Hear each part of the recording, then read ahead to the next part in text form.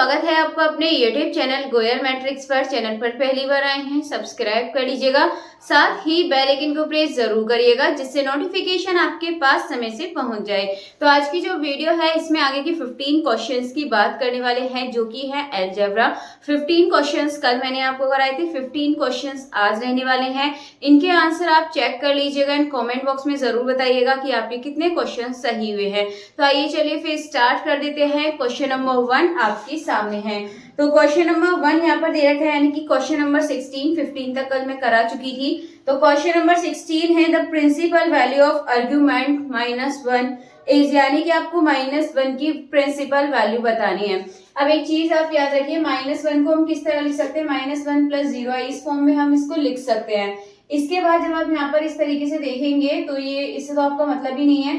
-1 आपका कहाँ होगा, यानी कि आपका x होता है, ये y होता है, तो x यानी कि -1 आपका इधर।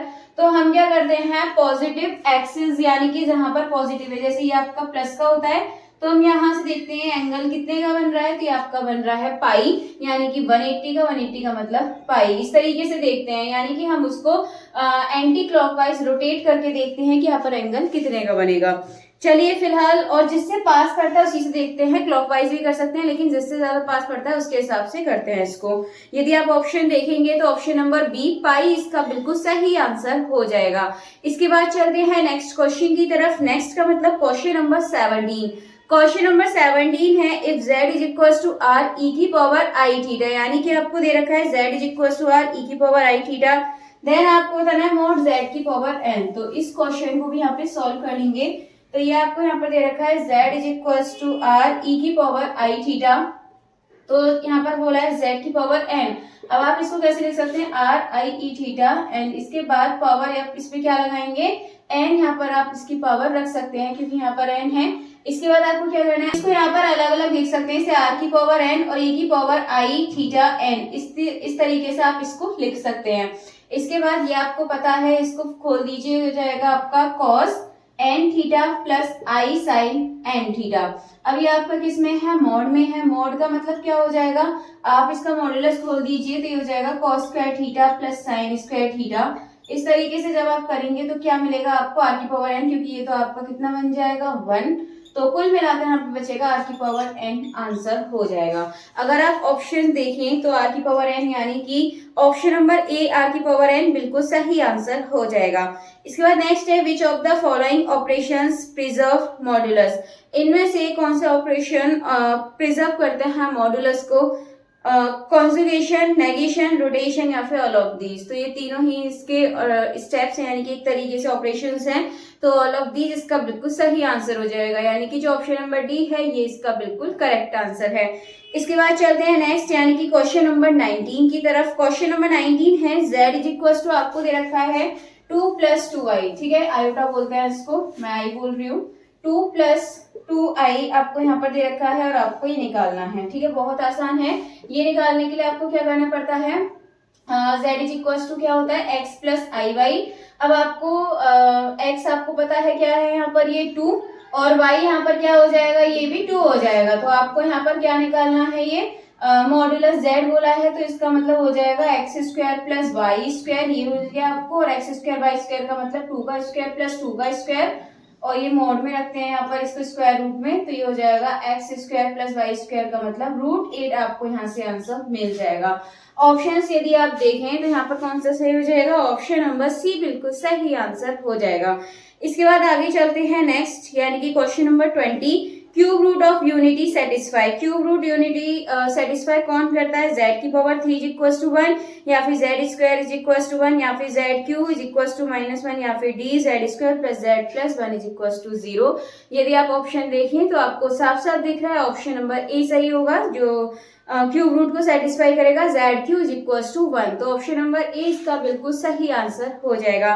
एंड इस बार इससे क्वेश्चन आपके पूछे जाएंगे क्योंकि इस बार आपके सिलेबस में मेंशन है, तो यहाँ आप इसको जरूर देखिएगा, और ये आपके 11th-12th लेवल के ही क्वेश्चंस यहाँ से पूछे जाएंगे। इसके बाद चलते हैं क्वेश्चन नंबर 21। तो क्वेश्चन नंबर 21 देखिए क्या है, N equivalence relation must satisfy reflexive only, symmetry only, या फिर रिफ्लेक्सिव, सिमेट्री, ट्रांजिटिव, या फिर ओनली ट्रांजिटिव। तो इसका आंसर आप लोग कमेंट बॉक्स में बता दीजिए। वैसे तो आपको पता है इसका सही आंसर क्या है, तो आप एक बार बता दीजिएगा, बहुत आसान क्वेश्चन है आपका।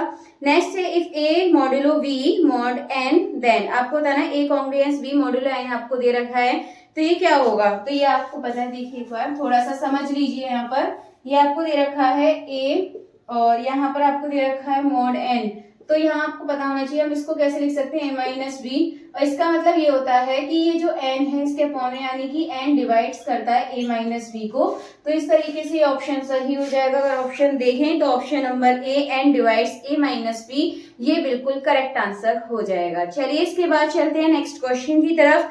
नेक्स्ट यानी कि question number 23, the relation X और Y x plus Y is equal to 10 is, कब हो, कैसा होगा आपका ये, रिफ्लेक्सिव, सिमेट्रिक, या फिर ट्रांजिटिव, या फिर नन। अब एक चीज देखिए यहाँ पर, उसका आंसर आप इसका गलत हो गया था आंसर की में, x plus Y is equal to 10 है, तो यहाँ देखिए रिफ्लेक्सिव होगा नहीं क्योंकि हमें दोनों की सेम वैल्यू लेनी पड़ेगी। सेम लेंगे तो 5 प्लस 5 सिर्फ यही ले सकते हैं, बाकी अगर हमें 1 प्लस 1 लें तो आपका 10 नहीं बनेगा, इसलिए आपकी रिफ्लेक्सिव तो होगी नहीं।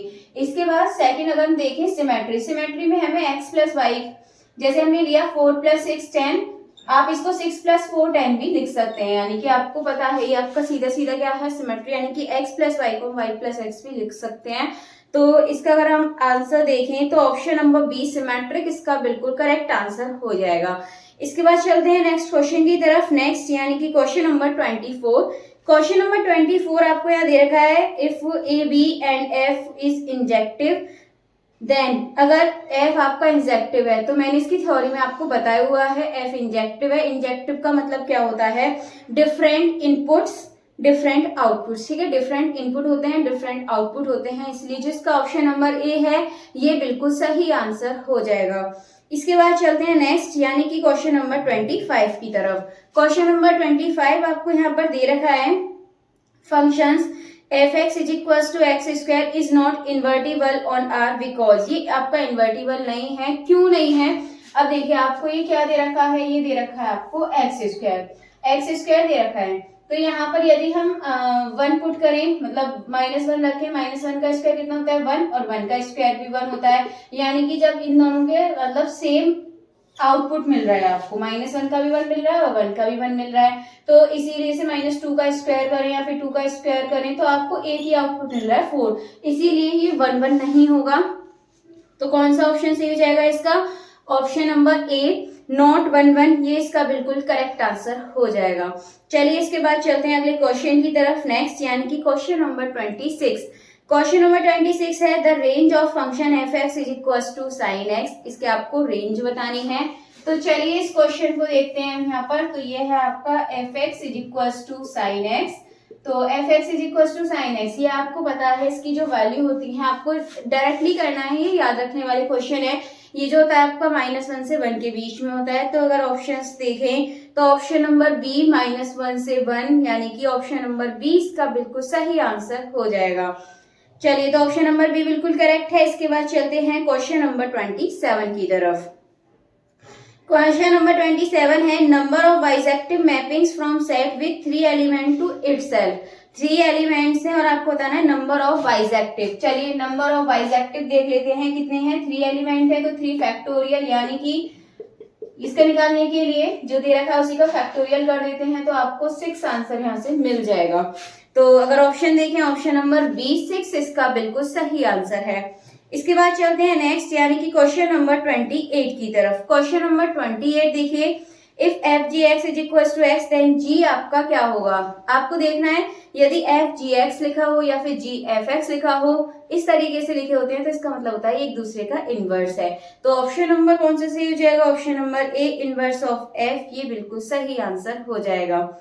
चलिए आगे बढ़े। नेक्स्ट है question number 29, a function is onto if, एक फंक्शन ऑन टू कब होता है, ऑप्शन है every element in codomain has a pre image, या फिर नो आउटपुट रिपीट्स, या फिर ग्राफ इज सिमेट्रिक, या फिर domain is equal to codomain.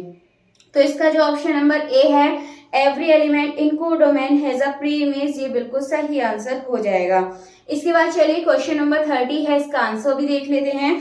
तो अगर इसका आंसर देखें तो ये आपको दे रखा है डोमेन ऑफ एफ एक्स, आपको इसका निकालना है। तो सबसे पहले डिनोमिनेटर में जीरो नहीं होना चाहिए, तो पहले तो यहाँ पर जो डिनोमिनेटर है इक्वल जीरो रख लीजिए, और ये अगर आप करेंगे तो आपको यहाँ से वैल्यू मिली प्लस माइनस वन, यानी कि प्लस का वन और माइनस का वन। यदि आप यहाँ पे पुट करेंगे, प्लस का वन पुट करेंगे तो आपको क्या मिल जाएगा, यहाँ पर जीरो मिल रहा है। तो इसका मतलब ये प्लस वन तो यहाँ पर आपका सेटिस्फाई नहीं कर रहा है।